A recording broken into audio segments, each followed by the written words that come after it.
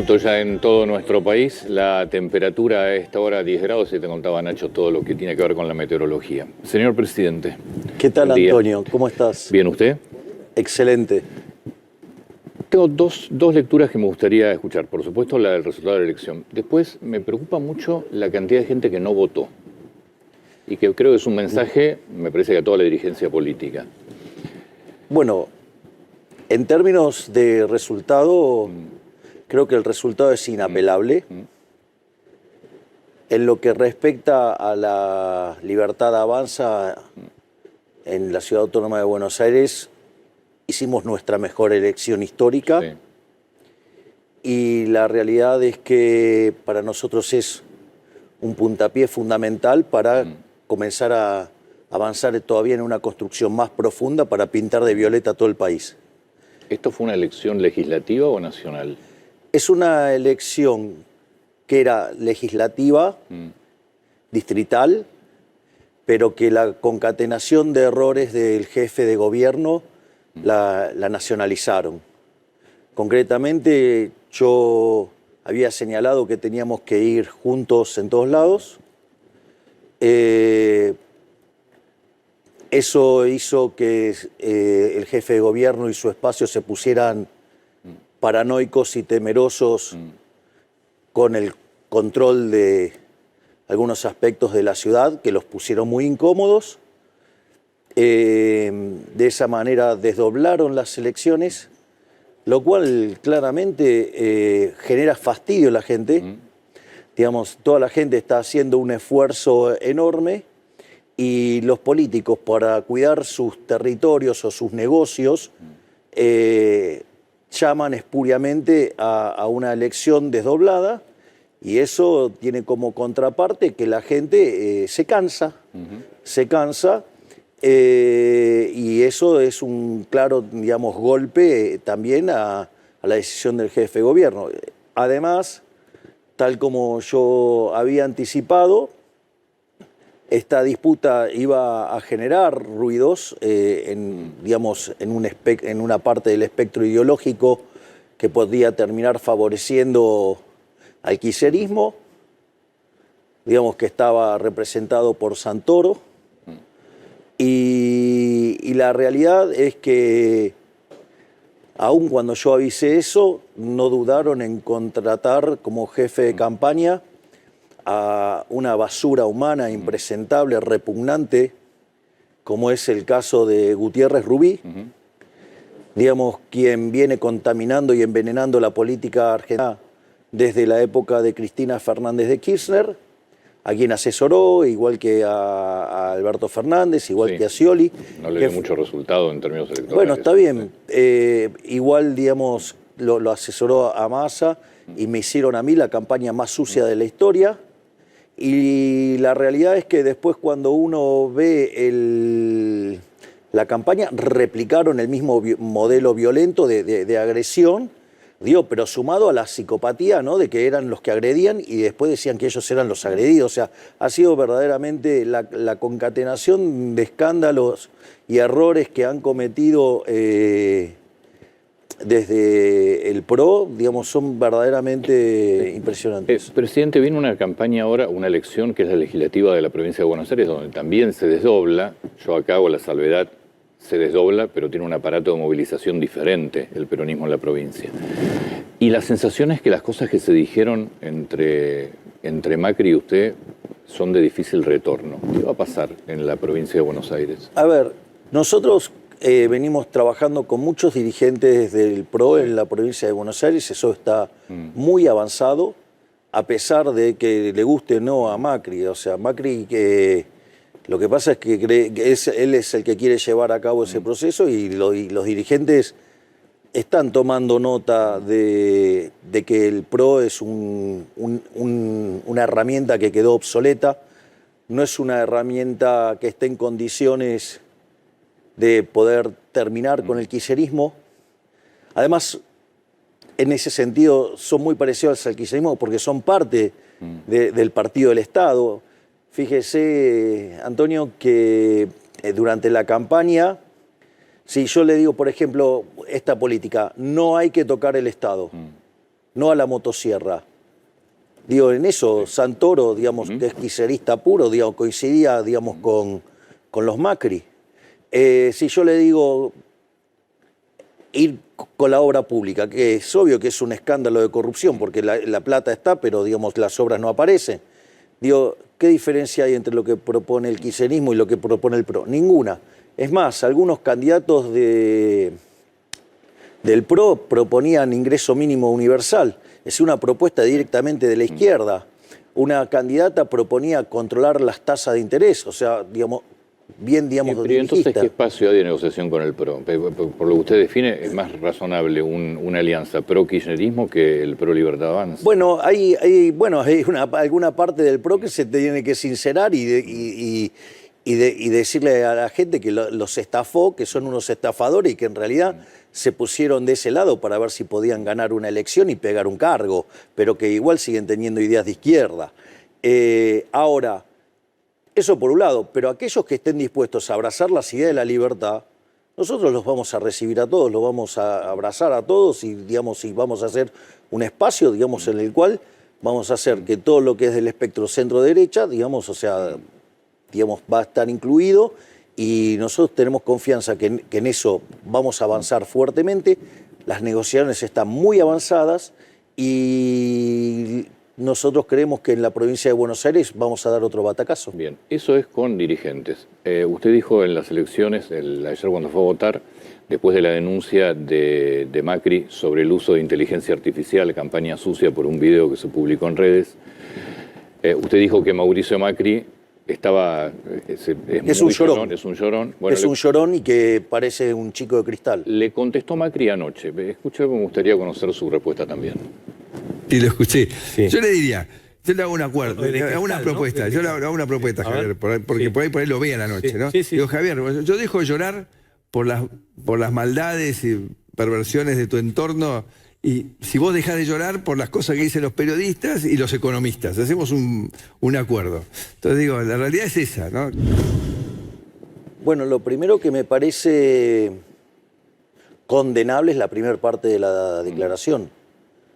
Digamos, acusa a mi entorno de cosas que... Por un video final de... A ver, digo, yo entiendo que él para algunas cosas ya está grande y no las entiende.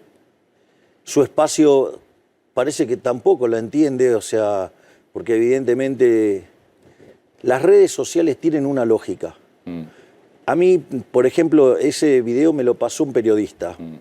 Porque la verdad yo estaba trabajando con los temas de lo de las inundaciones, ¿no? Sí. De Zárate, Campana, y estábamos con Patricia Bullrich y con Petri.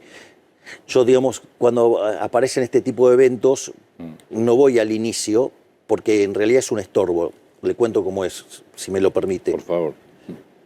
¿Qué es lo que pasa? Cuando yo llego a un lugar, toda la gente que está trabajando viene y me hace un reporte.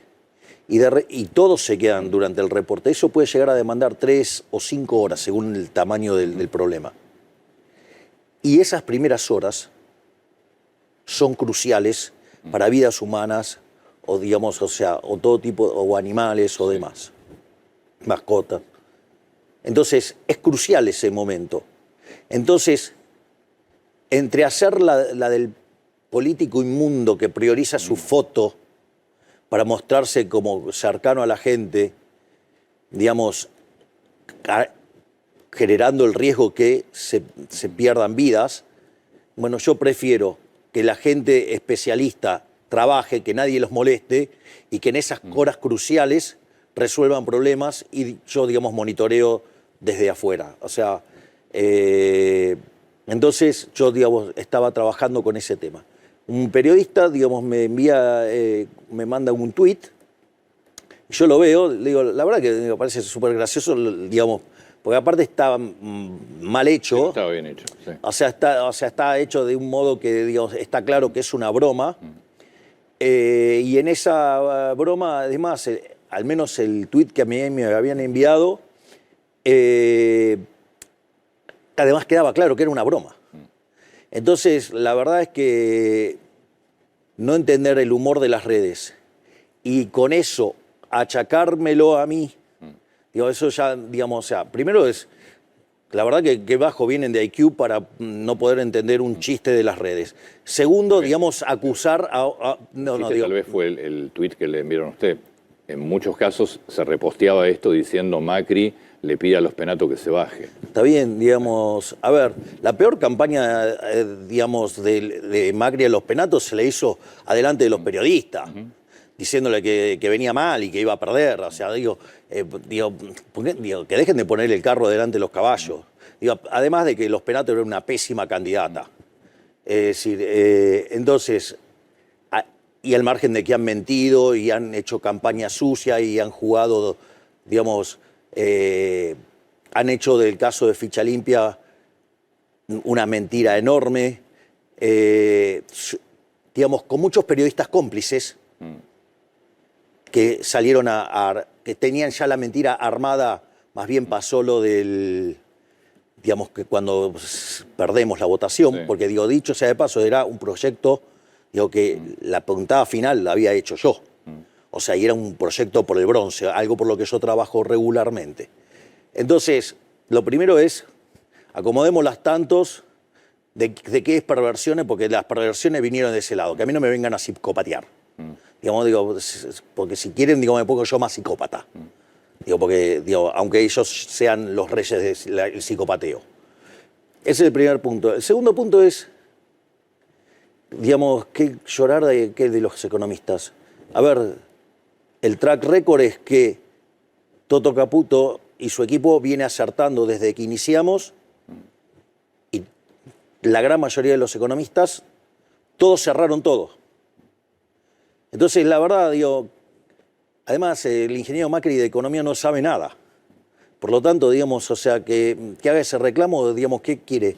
¿Proteger, digamos, actitudes como la del señor Lacunza, que iba y decía que tenía información confidencial del fondo para tirarnos tierra, y que cuando se empieza a filtrar algo, digo, nosotros ya lo sabíamos porque el presidente de esa institución había llamado a Toto Caputo para contarle lo que había pasado, llama y dice que eso no es, digamos, que él siempre habla bien de nosotros? O sea, digo, así le puedo nombrar varios economistas que juegan sucio. Pero por favor, y la otra es, y la defensa de los periodistas. ¿Por qué tanta defensa irá de los periodistas? ¿Qué son los periodistas a los que él, digamos, con los cuales interviene para, digamos, ensuciar y operar notas? Qué sé yo, no sé, digamos, o sea, no sé, el señor Joaquín Morales Solá, que es amigo de él y siempre replica las porquerías, digamos, que quieren operar desde el PRO. Por ejemplo, cuando nos operaron brutalmente, cuando fue el tema que a mí me hacen una nota sobre el tema del... Estoy dando una nota y entonces yo recomiendo al campo que liquide, porque nosotros habíamos enviado... Digamos, la baja de retenciones que la baja de retenciones será transitoria, o sea, y nosotros, digamos, cumplimos las cosas al pie de la letra. O sea, nosotros los beneficios que otorgamos, ya sean transitorios o permanentes, porque los podemos pagar. Si no los pudiéramos pagar, nosotros no hacemos estupideces. Entonces, en ese contexto, digo, por ejemplo, eso se operó como una amenaza al campo, y eso no fue así. Es más, esas bajas transitorias de las retenciones se hizo porque la situación del campo era muy complicada. Entonces, digamos, se le liberaron un montón de recursos justamente para que pudieran oxigenarse. Entonces, y fíjese esto, que Joaquín Morales Solá miente descaradamente sobre eso, y entonces el profesor de Pablo le dice... Joaquín, informate, y seguía insistiendo en eso. Y una de las periodistas, digamos, que tienen esa mesa, después al otro día salió a decir que yo, digamos, le voy con un garrote. O sea, lo que digo es, ojo, porque la forma en que han mentido, ensuciado. Entonces la pregunta es, ¿por qué pide clemencia por los periodistas? Salvo que sea que esos periodistas mienten a instancia de pedidos de él. ¿Es irreconciliable la relación con Macri, evidentemente, o no? No, yo no, digamos, algunas cosas... Las cosas que se dijeron, ¿no? No, digo, las cosas graves las dijo él, yo no dije nada grave sobre él. Yo lo único que hago es, si usted me pega, digamos, yo me voy a defender. O sea, yo creo en el principio de una agresión, eso no quiere decir que yo sea un pelotudo que me deje pegar, digamos, sin respuesta. Si usted me agrede, yo, digo, me voy a defender. ¿Lo van a invitar a Macri a hacer un acuerdo para la provincia de Buenos Aires? Digo, Macri ese acuerdo está avanzando independientemente de Macri. Eso está avanzado independientemente de Macri. Digo, ¿o acaso ignoran las fotos en las que estaba mi hermana, Sebastián Pareja, Lule Menem, digamos, Cristian Ritondo, el Colo Santilli y José Luis Espert? Digo, ¿que no las vieron las fotos? Esto va más allá de Macri. Usted insiste con un acuerdo de dirigentes. Sí, obviamente, claro. Y digamos, lo que pasa es que, bueno, quizás Macri deba entender que su momento pasó. Presidente, lo saco de la parte política. La semana pasada se esperó, lo decía el propio Adorni, el proyecto, no sé cuál va a ser el nombre, usted habla de revolución monetaria, Caputo habla de poder utilizar los dólares del colchón. Se esperó hasta la semana pasada, finalmente la semana pasada no estuvo. Había algunas versiones, una que la versión de ustedes, o la definición de ustedes para no contaminar la elección. Otra es que había problemas legales que no estaban resueltos. Mi definición es que todavía quedaban cuestiones legales por definir. Y que no querían un día antes de la elección. No, el punto es el siguiente. Nosotros, a ver, la verdad es que la medida es revolucionaria en lo monetario. Argentina tiene un PBI, digo, de 600.000 millones de dólares. Y los argentinos en el colchón tienen, las estimaciones oscilan entre 200.000 y 400.000 millones de dólares. Quiere decir que oscila entre el 33 o el 66% del PBI. Digo, eso implica una inyección de fondos dentro de la economía que podría generar una aceleración de la tasa de crecimiento enorme. Digo, ese es el marco general. Ahora, ese premio, por más grande que sea, no justifica cualquier movimiento. Nosotros tenemos que chequear todas las instancias y estar seguro que esto va a funcionar. O sea, yo ahora entro, con lo cual, por eso no salió. Digamos, obviamente que electoralmente hubiera sido un golazo, pero el punto es, yo no me, digamos, yo por rascar más votos no voy a arriesgar una medida y que nos pueda generar algún tipo de problema. Es decir, la medida tiene que tener una característica que pueda ser irreversible. Básicamente, ¿por qué están esos dólares en el colchón? ¿Por qué están esos dólares fuera del sistema? Tiene un motivo. No es que los argentinos que hicieron eso tienen un odio o un desprecio particular por el país. En realidad lo hicieron porque pudieron eludir el impuesto inflacionario. Que dicho sea de paso, es un impuesto no legislado. A ver. Sí, y el pago de impuestos también, ¿eh? Está bien, bueno, está bien, pero es parte. Sí, pero a ver, el problema más grande era el problema monetario, Antonio. Yo le hago una pregunta. Si usted estaba en el 2001, tenía 1.000 pesos y 1.000 dólares, era lo mismo. Si usted se quedaba con los 1.000 dólares, sigue teniendo 1.000 dólares. Si usted se hubiera quedado con 1.000 pesos, hoy tiene $1. Entonces, digo, la verdad es que las características del impuesto inflacionario en Argentina han sido devastadoras y como consecuencia de ello, los argentinos, aún dinero en blanco, lo pasan al sector informal para poder escapar de las garras del Estado. Es decir, usted, digamos, o sea, a ver, usted tiene a una persona que está presa en Cuba y logra escaparse y llega a Miami, ¿usted que lo va a ir a moler a palos en Miami porque escapó del régimen castrista cubano?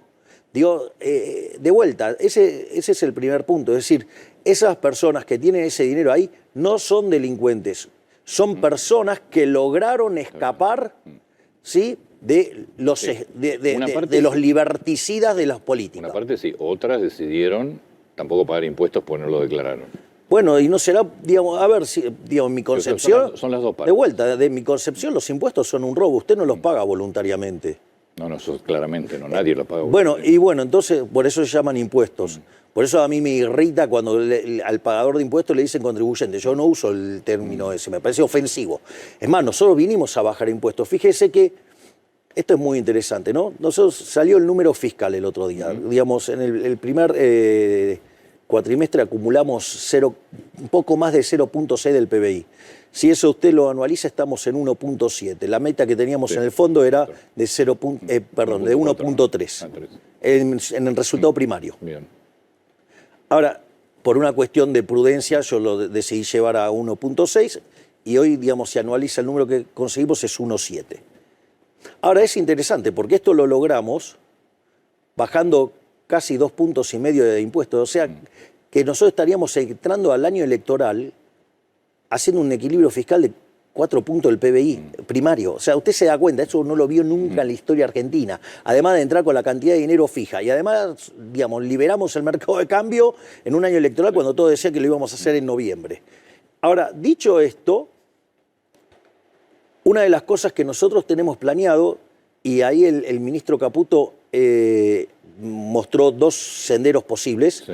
Dijo, si de acá, y suponiendo que estuviéramos 2 periodos, y la economía creciera al 6 y devolvemos 1,5 puntos del PBI por año, en ese caso, digamos, más conservador, le estaríamos devolviendo a los argentinos 420.000 millones de dólares. Y si lográramos expandirnos al 8%, crecer al 8%, estaríamos 550.000 millones de dólares, o sea, más que de la deuda. ¿Me comprende? Entonces, porque nosotros consideramos que cuanto más chico es el tamaño del Estado, usted le está devolviendo los recursos a la gente, o sea, y usted, digamos, pasa a estar muchísimo mejor, o sea, usted le da más libertad tener menos impuestos. Esto es un tema no menor. Quien mejor hizo esta definición originalmente fue Federico Sturzenegger. Es decir, esa idea inmunda, deplorable, que es la idea del Estado presente, cuando el político le está diciendo que quiere un Estado más grande, lo que le está diciendo es que le va a meter la mano en el bolsillo para sacarle plata. Eso es lo que tiene que entender la gente. Que la mayor crueldad, digo, porque el sensiblero Zambaca, digamos, el modelo de la crueldad. No, la crueldad es el ajuste presente, porque le revienta el bolsillo a la gente de bien, a la gente que trabaja. Y claro, como él es un parásito que toda su vida vivió del Estado, claro, le parece súper cruel, porque, digamos, los ñoqui y todos esos inútiles, digamos, que no sirven para nada, pero viven a costa de lo demás, y sí, la van a pasar mal. Y sí, digamos, pero me parece que lo lógico es que uno trabaje, no, digamos, vivir el trabajo ajeno. ¿Volvemos al proyecto? Sí, claro, cómo no.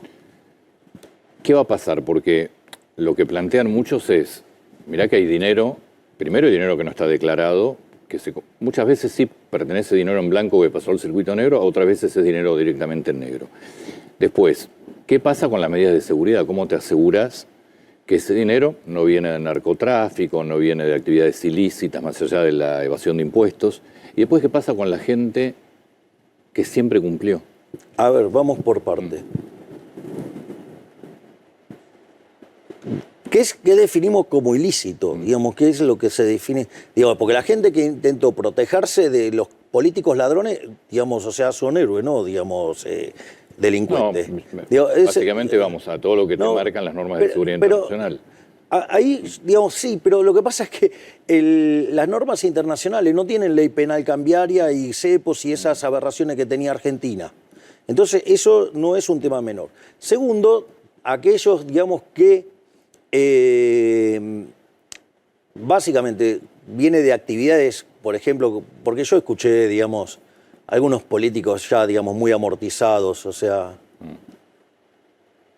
decir, no, bueno, pero el dinero del narcotráfico. El narcotráfico, usted lo combate, digamos, con el Ministerio de Seguridad, con el Ministerio de Defensa, ¿no? Usted no utiliza la economía, digamos, para combatir el otro delito. Producto del narcotráfico, el narcotráfico después tiene que blanquear ese dinero pero de vuelta, pero trabaje sobre el narcotráfico, digamos.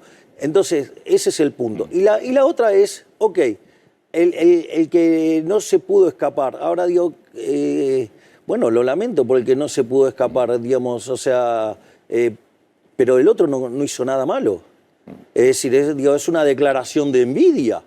Es decir, el que pudo zafar, genial, o sea, y no lo tengo que castigar porque pudo huir del ladrón. O entonces, digamos, el que se quede en la cárcel lo tengo que premiar porque hubo alguien que pudo salir, digamos, de la cárcel que nos imponen los políticos. No, está el que cumplió todas las reglas y todas las normas y leyes. Bueno, y está el que no cumplió. está bien, digamos, quizás no tuvo el talento o no tuvo las agallas o no tuvo lo que fuera para salir del sistema. Es decir, de vuelta, ¿qué quiere que le diga? O sea, si todos hubieran logrado hacer lo mismo, quizás los políticos hubieran dejado de robarnos.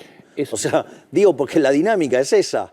No, a ver, yo, y lo dije 20 veces al aire, con lo cual no lo puedo repetir ahora, a mí me parece muy importante que se pueda utilizar el dinero que mucha gente en blanco tuvo que ir y comprar dólares en negro y pasar en negro un dinero completamente legal. Sí me preocupa el tema de controles sobre dinero que realmente no es de una evasión impositiva y sí me preocupa también, digo, todos los que... Pero defínemelo y vemos si el problema o no. Sí.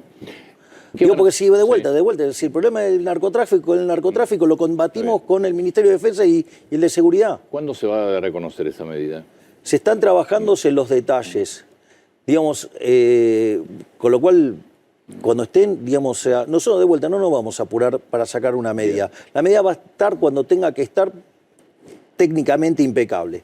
Lo que sí le puedo contar es el porqué de la medida. Mire, el tema es el siguiente. En Argentina está pasando algo que no vio nadie, porque nadie tiene más de 123 años como para decir que lo vio. Es la primera vez en la historia argentina que usted tiene superávit fiscal, que usted tiene cantidad de dinero fija y al mismo tiempo tiene tipo de cambio libre. Originalmente había 3 anclas, que era el ancla fiscal, el ancla monetaria, esas dos siguen. Antes teníamos un sendero de tipo de cambio. Al conseguir la cantidad de dólares que conseguimos, nosotros liberamos, entonces el ancla no es ahora el tipo de cambio, sino digamos que es el balance del Banco Central que está capitalizado. Ahora, ¿qué es lo que sucede? Nosotros solamente vamos a intervenir en las bandas. Y dentro de las bandas el tipo de cambio es libre. Sí, bandas que cada vez van a ser más grandes. Exactamente, porque cada vez implica mayor libertad. Entonces, ¿qué es lo que ocurre? En ese sentido, la única forma que usted tiene para monetizar la economía es, digamos, venderle pesos a cambio de dólares a quien, digamos, quiera pesos. Entonces, otro le diría comprar dólares, pero nosotros usamos la terminología de otra manera para que la gente lo racionalice mejor. Dicho esto, ¿cuál es el problema? Argentina, la cantidad de dinero no crece o cae, porque básicamente nosotros tenemos superávit fiscal. Nosotros, por ejemplo, recaudamos por mes 1/3 de la base monetaria amplia. Y encima hacemos superávit. Entonces, digamos, eso genera una situación de que la cantidad de dinero, digamos, se contrae. El otro elemento que sucede es que la monetización de Argentina es muy baja. La cantidad de dinero que tienen los argentinos en términos de PBI es muy baja. Debe ser 6,5 del PBI, debería estar entre 13 y 15. Evidentemente, toda esa monetización, digamos, en algún momento va a pegar un salto a la demanda de dinero y eso también va a traer una situación de que los precios vayan para abajo. Entonces, contraigo la cantidad de dinero, que genera un movimiento deflacionario. Aumento la demanda de dinero, me genera un movimiento deflacionario. Y tengo crecimiento económico, me genera un movimiento deflacionario, porque me hace aumentar más la demanda de dinero. Y como tengo la cantidad de dinero fija, que me desploman los precios.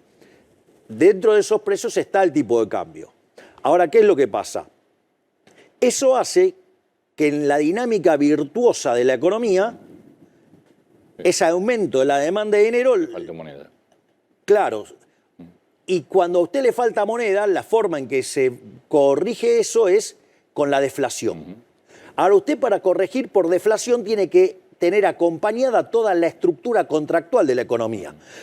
Naturalmente, después de 90 años de Banco Central, la estructura contractual de la economía está diseñada para una economía inflacionaria, no para una economía, digamos, que tiene deflación y que además crece. Como no está diseñada para eso, en el medio, cuando entre que aprenden los agentes y todo, digamos, dada la velocidad de ajuste, por ejemplo, en el tipo de cambio, usted puede mandar a la quiebra un montón de empresas y puede llegar a limar el crecimiento económico, que es clave para seguir sacando a Argentina de la pobreza. Que dicho sea de paso, este gobierno que no tiene corazón, que es cruel y no sé qué cosa, sacó a 10 millones de personas de la pobreza. Entonces, en ese contexto es que nosotros habilitamos la dolarización endógena. ¿Para qué?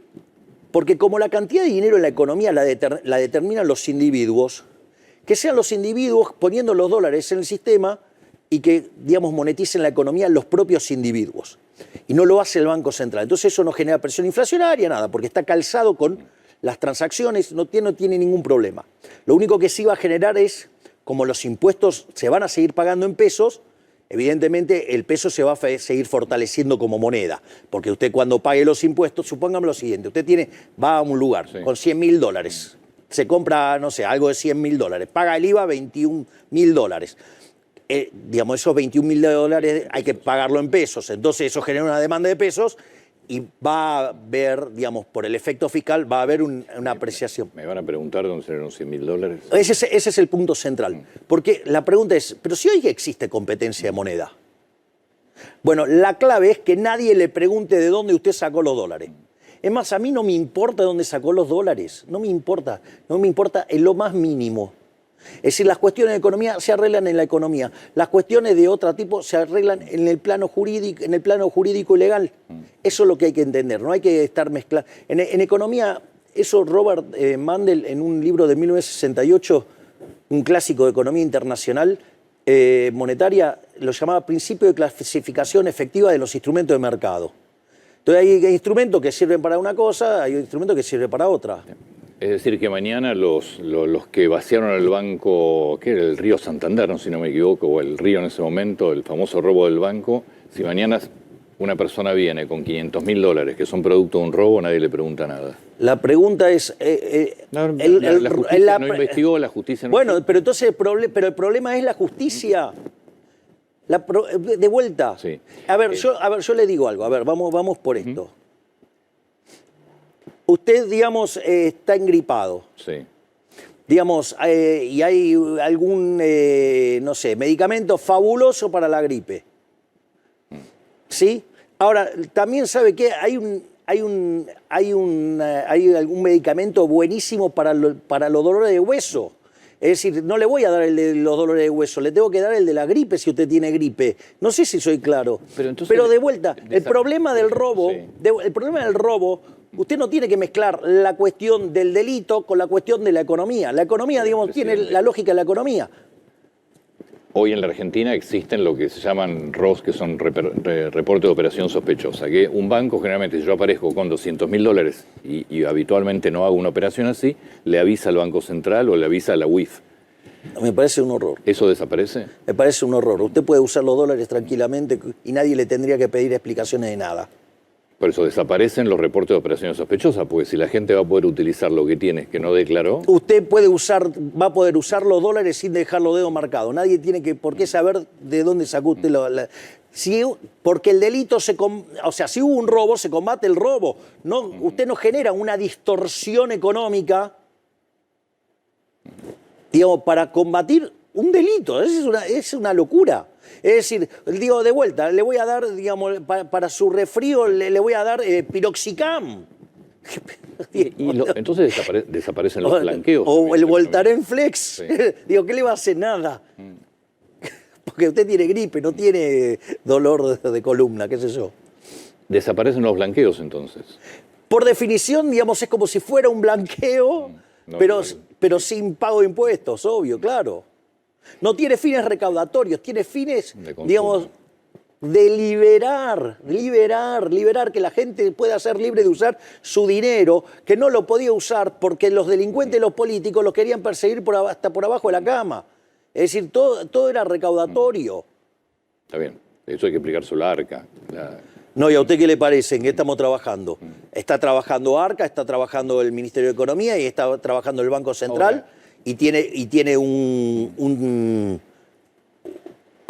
testeo digamos, desde el Ministerio de Igual, para que Justicia. sea, como usted planteó, irreversible entre comillas, en la Argentina no hay nada, tiene que ser por ley, no por decreto. Utilizaremos los instrumentos que tengamos disponibles para hacerlo. Y no hay fecha. Las medidas van a estar cuando estén perfectamente confeccionadas. Fue lo mismo que el cepo. Nosotros dijimos, las condiciones para el cepo eran estas. Sí.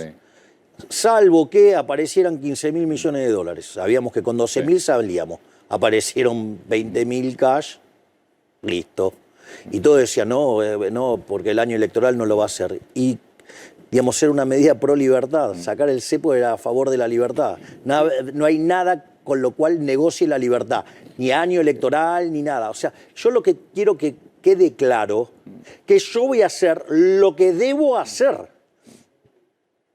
Yo voy a hacer lo que debo hacer. Y no me importa ni el ciclo político, no, yo voy a hacer lo que tengo que hacer. Entonces, yo veo un contexto internacional que se había puesto más complicado y que requiere mayor resultado de la cuenta corriente. Ok, ¿cómo hago más resultado de la cuenta corriente? Puedo agarrar, subir impuestos, que no me gusta. Puedo, por ejemplo, devaluar y perjudicar a los más vulnerables, no me gusta. Entonces, ¿qué hice? Le puse mayor ajuste al sector público. ¿Me comprende? O sea, todas las medidas tienen un origen moral. El origen es moral. Cuando estuvimos con el profesor Huerta de Soto, cuando yo le entrego la orden de mayo, una de las cosas que hice fue hacer énfasis en una contribución de él que se llama la teoría de la eficiencia dinámica. Es una maravilla el trabajo, no me voy a poner a explicarlo acá, pero lo más interesante es la conclusión del trabajo. Porque usted, digamos, la eficiencia dinámica vendría a ser el contexto donde usted logra que haya un mayor crecimiento económico. Vendría a ser simplificado, ¿no? Caricaturizado, pero, digamos, divulgable. En ese contexto, ¿cuál es el arreglo normativo que genera esa mayor expansión? Y en realidad es abrazar las ideas de la libertad. Ahora, las ideas de la libertad tienen atrás de ello toda una concepción moral, filosófica, ética. Entonces, cuando usted respeta y abraza los valores de Occidente, usted puede no saber nada de economía. Pero si hace lo que corresponde en términos éticos y morales, usted tiene una economía próspera. De lo que se planteó en campaña, ¿qué falta? Nada, cumplimos todo.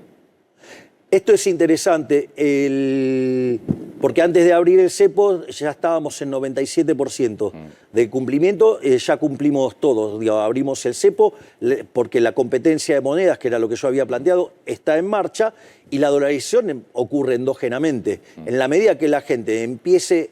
Porque la pregunta es ¿por qué hoy no ocurre?